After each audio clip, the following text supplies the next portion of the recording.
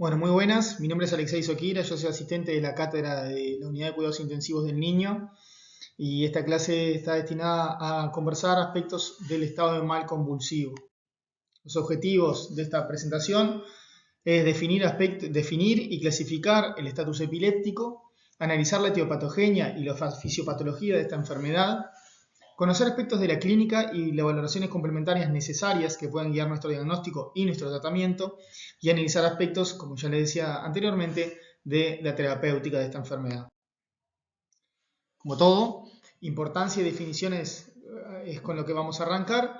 El estatus de mal convulsivo es una crisis que dura mayor de 5 minutos o dos breves sin recuperación de la conciencia focal en más de 10 minutos. Estos tiempos han cambiado con el correr de los años, cuando se empezó a ver qué posibilidades tenía una crisis de ceder espontáneamente y se fue viendo que más allá de los 5 minutos había muchas menos probabilidades de que la crisis se diera espontáneamente y por eso se pasó de 30 minutos, 15 minutos y bueno, ahora estamos hablando de aquella que se prolonga por más de 15 minutos.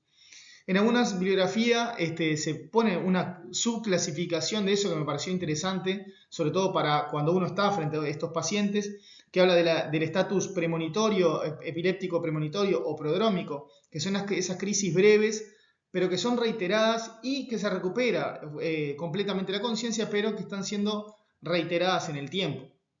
El estatus incipiente es esa crisis continua que dura mayor de 5 minutos o breves intermitentes sin recuperación de la conciencia por completo. El estatus epiléptico precoz, que son aquellas crisis que se prolongan entre 5 y 30 minutos. Y por último, el estatus epiléptico establecido, que es el que dura mayor de 30 minutos.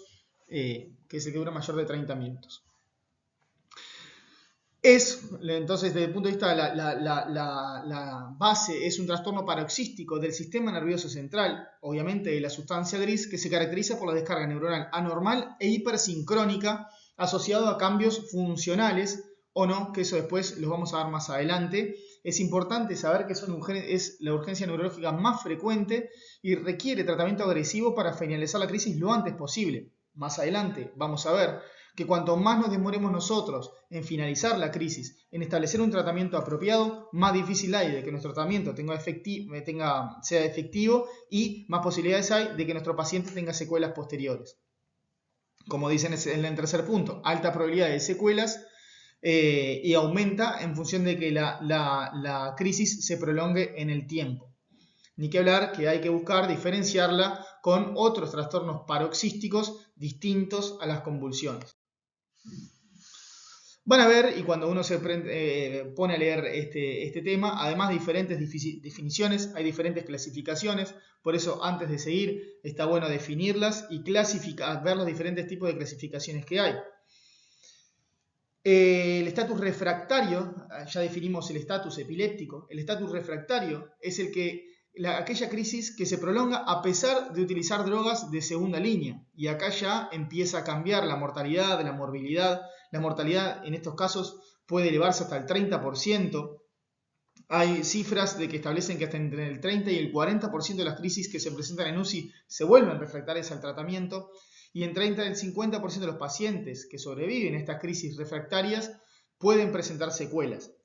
Después está la clasificación del estatus superrefractario, que son aquellas crisis que duran mayor de 24 horas a pesar de instaurar un tratamiento adecuado primera, segunda, tercera y establecer como tratamiento la anestesia. Y por último, una entidad muy importante, sobre todo en terapia intensiva, que es el estatus no convulsivo. En este caso son crisis eléctricas a nivel cortical, en el cual no tienen traducción clínica motora. Por eso se hace importante la necesidad de una monitorización electroencefalográfica, así como diferenciar o identificar o sospechar la tener un alto índice de sospecha en aquellos pacientes con un sopor postcrisis que no se recupera o cualquier tipo de crisis que no se recupera. Cualquier tipo de esa crisis puede evolucionar a un estatus no convulsivo en caso de prolongarse en el tiempo. Parte de lo mismo, como veníamos hablando de eso, igual después lo vamos a retomar, el estatus eléctrico se puede evidenciar hasta en un 10 y un 40% de la población pediátrica que está con monitorización electroencefalográfica y acá una de la importancia de la monitorización electroencefalográfica en estos pacientes que se presentan en UCI. Van a ver algunas de las fichas en las mismas diapositivas que están las citas, que es muy interesante ir a ver ese aspecto, lo que tiene que ver con la monitorización electroencefalográfica en UCI y específicamente en los pacientes que ingresan a UCI por estatus epiléptico. Porque esta entidad, si bien produce lesión y daño neuronal, muchas veces no se acompaña de signos clínicos. Se puede presentar o hay que sospecharlo en pacientes con alteración de la conciencia, pacientes que presentan una neuroinjuria previa y tienen un elevado riesgo de estatus epiléptico. Pacientes con otra neuroinjuria que tienen alteraciones de la conciencia que no pueden ser explicados por el motivo inicial y que pueden estar cursando un estatus eléctrico. Tienen peor pronóstico en los pacientes con estatus eléctrico, claramente, tienen mayor mortalidad y tienen mayor morbilidad neurológica. Por eso me parecía importante destacar esta entidad que más adelante vamos a continuar retomándola. Volviendo con las clasificaciones, como vimos anteriormente, vimos las clasificaciones en función del tiempo en función del tiempo, y ahora lo podemos ver en función de la clínica, así como después lo vamos a clasificar también en función de la etiología. Así tenemos crisis que son parciales, que podemos ver que son descargas sectoriales de un sector del cerebro, que pueden ser simples o pueden ser complejas porque involucran alteración de la conciencia, porque son secundariamente generalizadas. Las generalizadas, que son aquellas descarga neuronal generalizada sincrónica de toda la corteza cerebral. Después está el estatus mioclónico. Estos son movimientos irregulares, asincrónicos de baja amplitud, que la relevancia, y por lo cual lo aclaré acá específicamente, es porque pueden ser secundarios a situaciones específicas como la encefalopatía hipóxico-isquémica y que además no tienen un valor pronóstico de dicha encefalopatía. Por eso es importante tenerlas en cuenta, considerarlas, diagnosticarlas y tratarlas. Y después lo que veníamos mencionando previamente, las crisis no convulsivas, que son crisis que no tienen traducción motora, que hay que sospecharlas en todos pacientes con un sopor postcrítico prolongado y tienen algunos criterios diagnósticos, como son la alteración prolongada de la conciencia asociado a alteraciones en el electroencefalograma y compatibles con una crisis, y mejoría en la clínica, o sea, mejoría del estatus de la conciencia frente a la administración de drogas antiepilépticas. Y por último tenemos la clasificación por la etiología, y acá la relevancia está en que la sospecha etiológica es muy importante, ya que hay muchos factores desencadenantes que nosotros, conforme no los tratemos, la crisis se puede prolongar a pesar de utilizar adecuadamente drogas antiepilépticas. Por lo tanto, hay que sospecharlos, hay que diagnosticarlos y hay que tratarlos oportunamente para poder lograr uno de nuestros objetivos, que es finalizar la crisis, y otro de nuestros objetivos, que es evitar que la crisis recurra. Entonces, dentro de las causas agudas sintomáticas, que son aquellas causas conocidas, menor a 7 días, como son las crisis febriles, frecuencia en pediatría, como son secundarias a infecciones del sistema nervioso central, secundarios a accidentes cerebrovascular isquémico o hemorrágico, secundarias a alteraciones metabólicas, como puede ser hipo o hiperglicemia, alteraciones como la hipocalcemia o las alteraciones de las disnatremias, todas alteraciones metabólicas que debemos corregir, que debemos pesquisar frente a un paciente que se presenta con un estatus epiléptico. Ni que hablar las intoxicaciones, los traumatismos encefalocraneanos, la hipoxia isquemia con los estatus que anteriormente mencionábamos, la falla hepática, que tiene múltiples causas para producir convulsiones, como puede ser la propia encefalopatía hepática, como puede ser la hipertensión endocraniana. Y por último, la falla renal, el síndrome postdiálisis, el síndrome de desequilibrio osmótico que se produce durante o inmediatamente posterior a las terapias de sustitución renal, fundamentalmente las de recambio rápido, y ni que hablar de la encefalopatía hipertensiva. Las remotamente sintomáticas son aquellas que presentan una causa conocida pero mayor a 7 días de la crisis, como es el TEC, pero en la evolución, la secuela de las infecciones del sistema nervioso central o la hipoxia isquemia, serían como las causas más frecuentes. Y por último, las que serían como las causas idiopáticas, que son aquellas secundarias a síndromes epilépticos conocidos.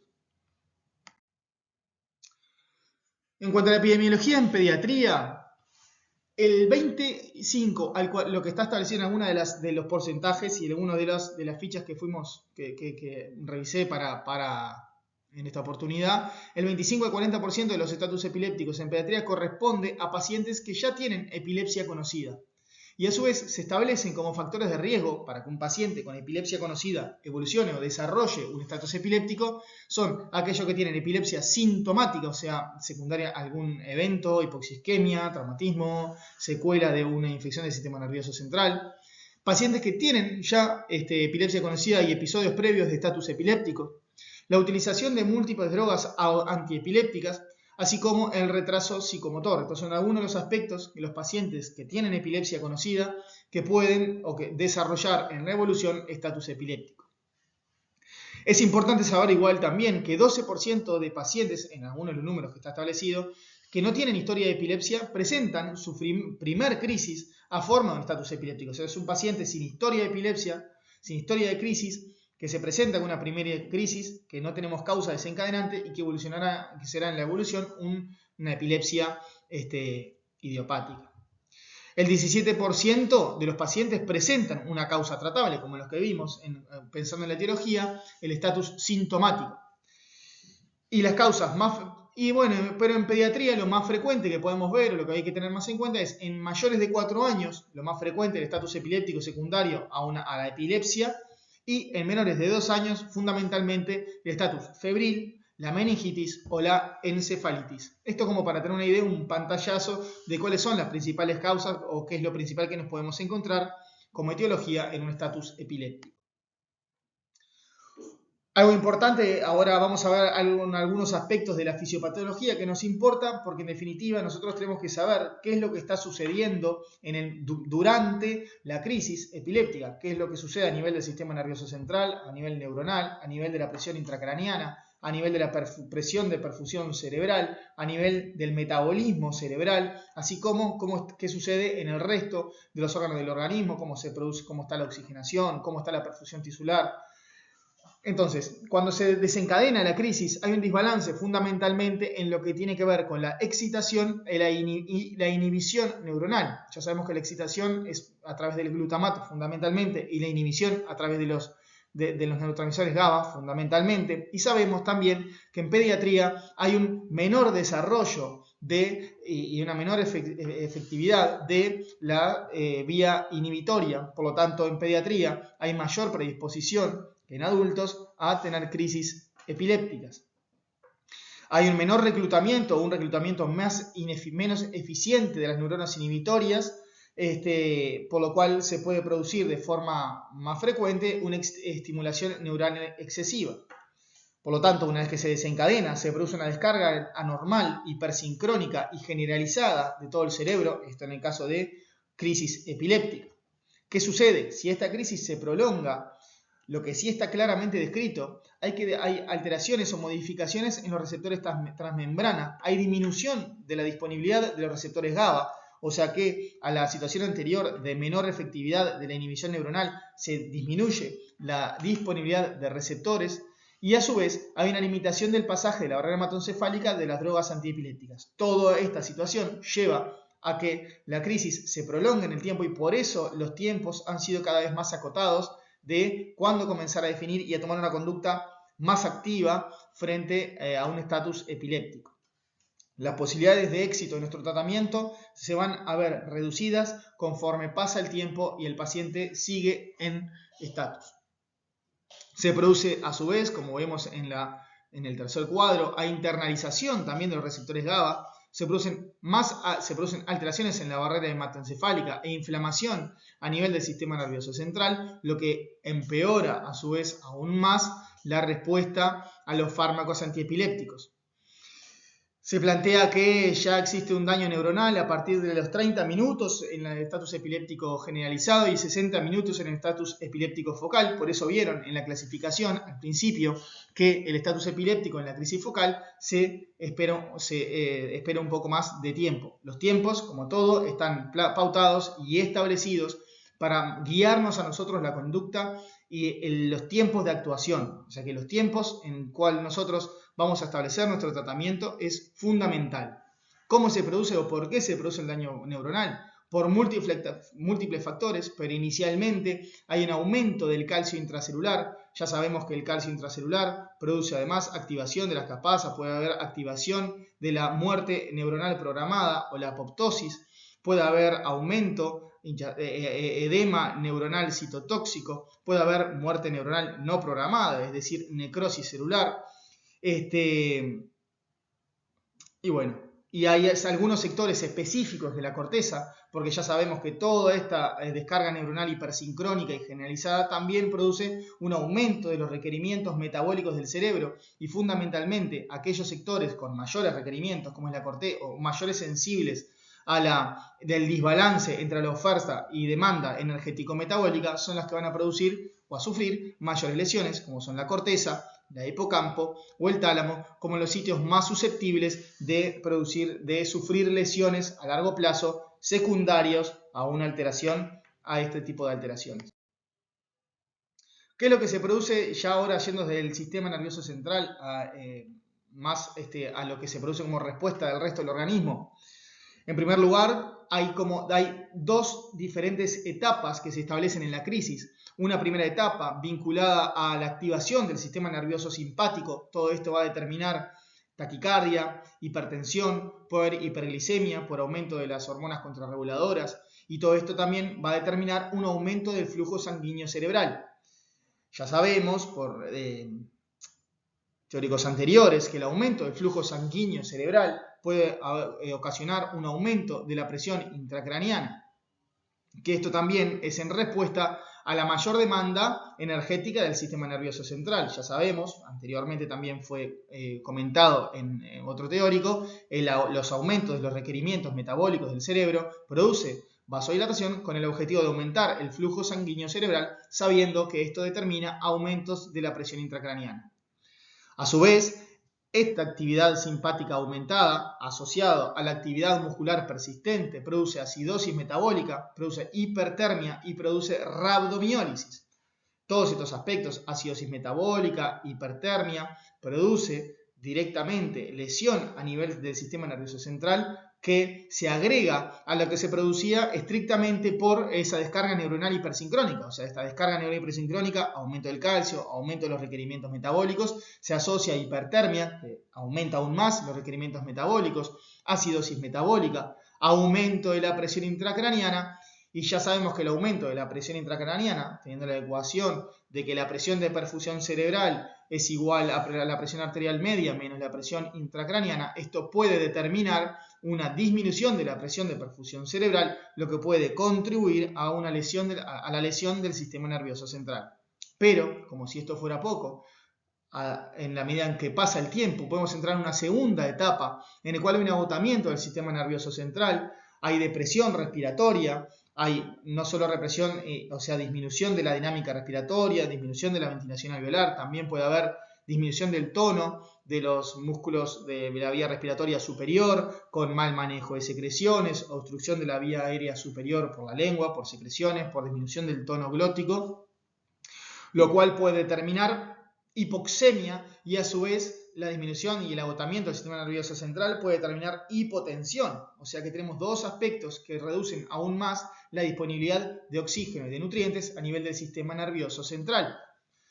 Hipoxemia, por un lado, y por otro, descenso del flujo sanguíneo cerebral, lo que puede aumentar aún más la isquemia. Y si a esto le sumamos que la presión intracraneana continúa elevándose por edema neuronal, vamos a ver que la presión de perfusión cerebral va a reducirse aún más, contribuyendo aún más a la lesión del sistema nervioso central. Vemos entonces que son múltiples los factores que en el estatus epiléptico intervienen en la lesión del sistema nervioso central, por lo cual nuestra conducta es muy importante para finalizar la crisis, pero a su vez también para asegurar o establecer una adecuada disponibilidad de oxígeno y nutrientes al sistema nervioso central, y de ahí la importancia de la oxigenación y de estar siempre atentos a la hemodinamia de estos pacientes.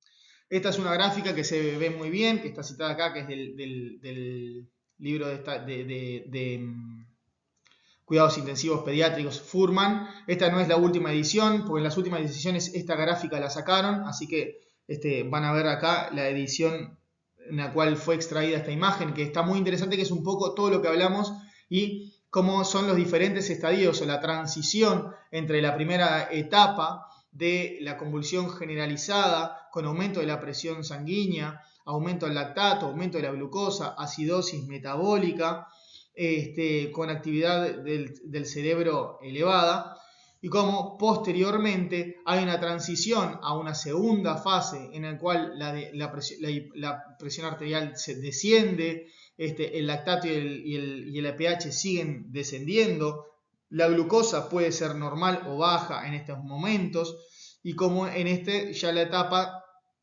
pueden haber alteraciones de las crisis, ya empieza a ser mioclónica, o puede haber disociación electromecánica, las características de las crisis comienzan a cambiar.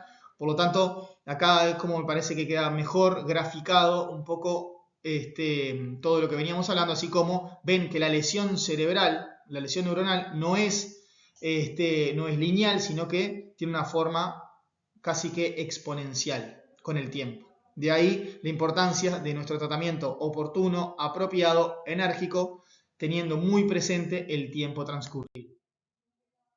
Un aspecto importante entonces, y esto por lo que hablábamos de los estatus no convulsivos, es en pediatría, es en estos pacientes la monitorización electroencefalográfica o también, realizar electroencefalograma.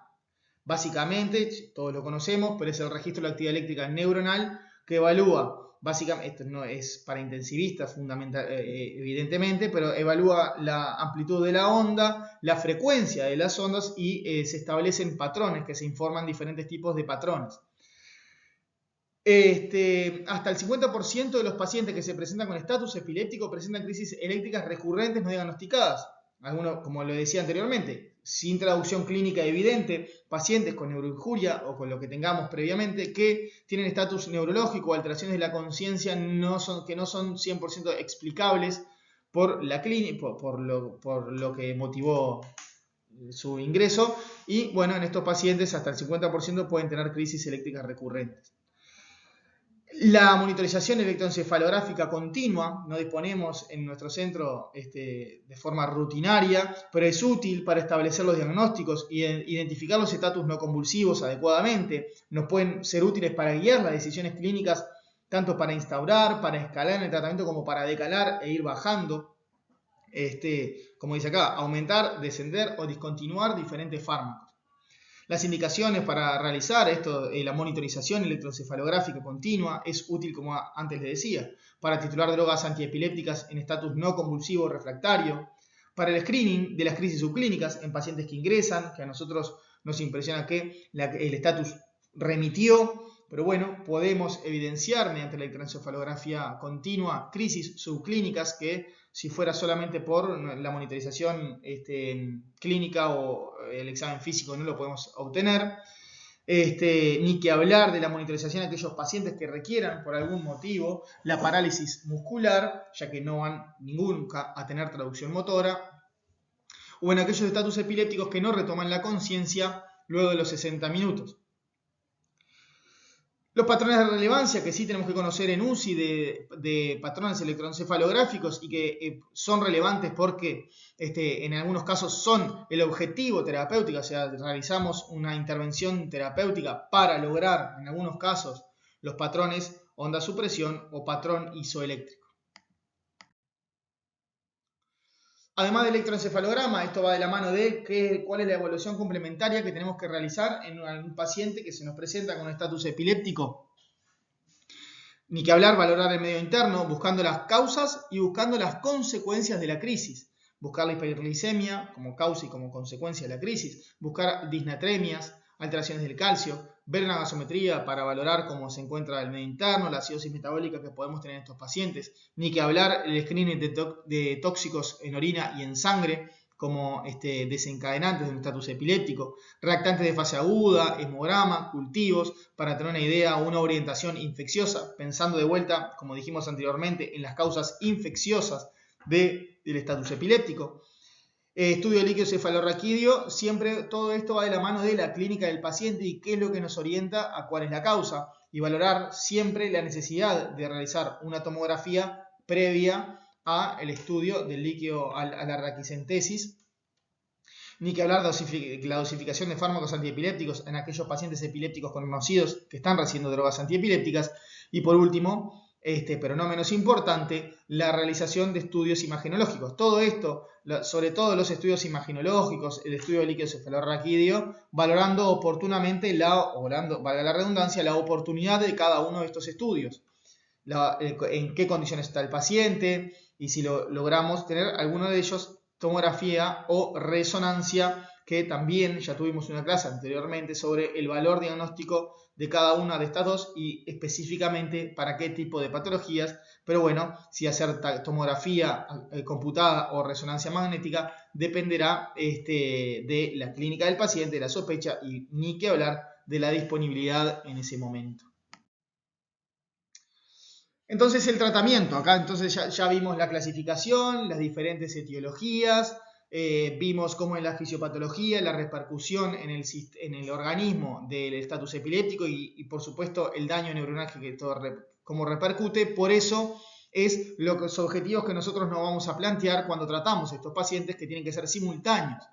En primer lugar, soporte de las funciones vitales, protección y asegurar la vía aérea y ventilación. Ya vimos que estos pacientes pueden tener no pueden estar en coma, pero pueden no proteger apropiadamente su vía aérea, pueden tener secreciones, disminución del tono de los músculos glóticos, ni que hablar la oxigenación, pueden tener hipoxemia y tenemos que optimizar el contenido arterial de oxígeno. Recordemos que el contenido arterial depende de la hemoglobina y depende también de la saturación de oxígeno. Optimizar la volemia, son pacientes que, como dijimos en la etapa posterior, puede haber una disminución del tono simpático, por lo cual puede haber hipoperfusión tisular, por lo cual la optimización de la volemia es fundamental. En esto es valorar fundamentalmente en qué situación está el volumen circulante efectivo y evaluar cuáles son las intervenciones necesarias, identificar los desencadenantes a tratar, como decíamos, alteraciones del medio interno, presencia de tóxicos, la fiebre como desencadenante del estatus epiléptico, que vimos que es frecuente en pediatría, y por último, y al mismo tiempo, yo iba a decir por último, pero en realidad son casi que simultáneos todos estos aspectos, finalizar la descarga neuronal anormal mediante el tratamiento farmacológico apropiado. Minimizar las complicaciones de la crisis y de nuestras intervenciones. Ya sabemos, vamos a ver después, que el tratamiento farmacológico puede tener complicaciones fundamentalmente hemodinámicas, por lo cual tenemos que minimizarlas. Y por último, evitar la recurrencia, y acá tiene que ver con qué tipo de fármacos utilizo y en qué me enfoco para administrar cada uno de ellos. Entonces, ya con los aspectos básicos de oxigenación, ventilación, hemodinamia, no vamos a profundizar.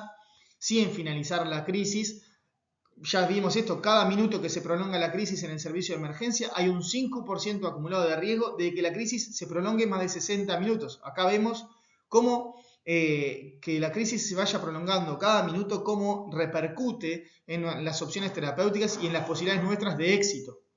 Los errores más frecuentes relacionados con la dosis administrada, los errores más frecuentes relacionados con finalizar la crisis tienen que ver con la dosis administrada del fármaco, con la demora en avanzar a fármacos siguientes de línea y en soporte vital insuficiente. Y ahí, como decíamos, va de la mano de lo primero. La finalización precoz de la crisis mejora el pronóstico neurológico y disminuye las complicaciones sistémicas. Se ha establecido, esto está claramente establecido así, drogas de primera, de segunda y de tercera línea. Las de primera línea se plantean, y eso no hay diferencias, las benzodiazepinas. Sí pueden haber diferencias en qué tipo de benzodiazepina y por qué vía se utilizan. Como segunda línea están en el mismo escalón la difenilidantoína, el levetiracetam, el ácido valproico o el fenobarbital, y como tercera línea, y acá ya es más discutido, ya hay menos evidencia, ya más en base a la experiencia, anestésicos, midazolam altas dosis, ketamina, propofol, barbitúricos. Acá empiezan a aparecer otros fármacos en dosis que no están del todo claras todavía, y que son como ya prácticamente de rescate cuando no hay respuesta a los fármacos anteriores. Entonces, como le decía, las drogas de primera línea que están estudiadas, que están bien establecidas así, son las benzodiazepinas. Dentro de ellas, sí, las más estudiadas son el diazepam, el lorazepam y el midazolam. Como efecto ya sabemos, tienen un rápido inicio de acción, potencian su efecto, su mecanismo de acción es potenciar la acción inhibitoria GABA, uniéndose fundamentalmente al receptor GABA-A, y lo que determina es una hiperpolarización de la membrana. Ya sabemos, y como antes dijimos, hay menores posibilidades de éxito a medida que la crisis se prolonga. Hay una respuesta del 58% de los pacientes con crisis mayores de 5 minutos. En esto sí van a encontrar diferentes trabajos, y acá sí la diferencia si son más lipofílicos, menos lipofílicos. La vida media de eliminación de cada uno de ellos tiene importancias, en primer lugar, porque aquellos que son más lipofílicos van a pasar más rápido la barrera hematoencefálica y van a actuar más rápido. Aquellos con mayor vida media de eliminación van a tener mayor tiempo de acción y por lo tanto menos posibilidades de la crisis reitera debido al descenso de la vida media de la concentración media de este fármaco. El lorazepam es menos lipofílico, por lo tanto tiene un inicio de acción más tardío, pero tiene un efecto más prolongado en el tiempo.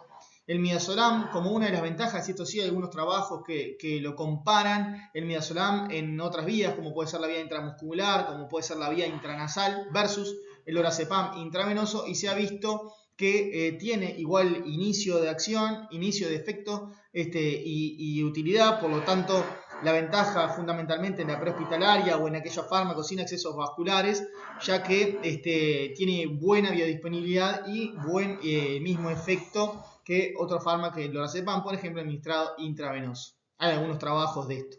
No lo cité porque específicamente no, pero bueno, hay trabajos de esto. Como segunda línea entonces, y acá antes de entrar en la segunda línea, saber que a mayores dosis de benzodiazepinas hay menor probabilidad de respuesta y hay mayor riesgo de eventos adversos. Como siempre, cuando administramos un fármaco, los beneficios de dicho fármaco tienen que superar a los posibles efectos adversos. Una benzodiazepina, ya sabemos que en la medida que se prolonga la crisis, que administramos más dosis, las posibilidades de éxito van disminuyendo, las posibilidades de aparición de eventos adversos van aumentando. Por lo tanto, tenemos que ya rápidamente, cuando vemos que nuestro tratamiento no está siendo efectivo, pasar a la segunda línea. Y en la segunda línea, como vimos, hay 4 fármacos establecidos que se plantean en igual lugar. La difenilidantoína, que es su mecanismo de acción, y está bueno, yo lo puse, si bien no es una clase de farmacología ni de neuropediatría, pero está bueno conocer los mecanismos de acción, sobre todo para saber que actúan en lugares distintos. La difenilidantoína es un bloqueador de los canales de sodio dependiente de voltaje. Ya sabemos que estabiliza la membrana neuronal. Por otro lado, el fenobarbital potencia la actividad GABA también, pero por un sitio diferente a las benzodiazepinas. Como efectos adversos importantes es la depresión respiratoria, bradicardia, hipotensión y sedación prolongada. El ácido valproico, por su lado, aumenta los niveles del sistema nervioso central de GABA, bloquea los canales de calcio y potencia la inactivación de los canales de sodio. Por último, el levetiracetam tiene múltiples mecanismos de acción, participa en sitios distintos de los canales de sodio, calcio, GABA. A su vez, parecería tener un efecto a nivel de las vesículas presinápticas, esto está un poquito menos estudiado, y tiene pocos efectos adversos conocidos. Le puse porque es un trabajo randomizado en el cual evalúa tres antiepilépticos como es el levetiracetam, la fenitoína y el valproato, y evalúa diferentes aspectos, fundamentalmente la finalización de la crisis en primer lugar, y en definitiva, igual lo que ve es, compara dos cosas, la efectividad en finalizar la crisis, y por último, y en segundo lugar, lo que ve son la presencia de eventos adversos.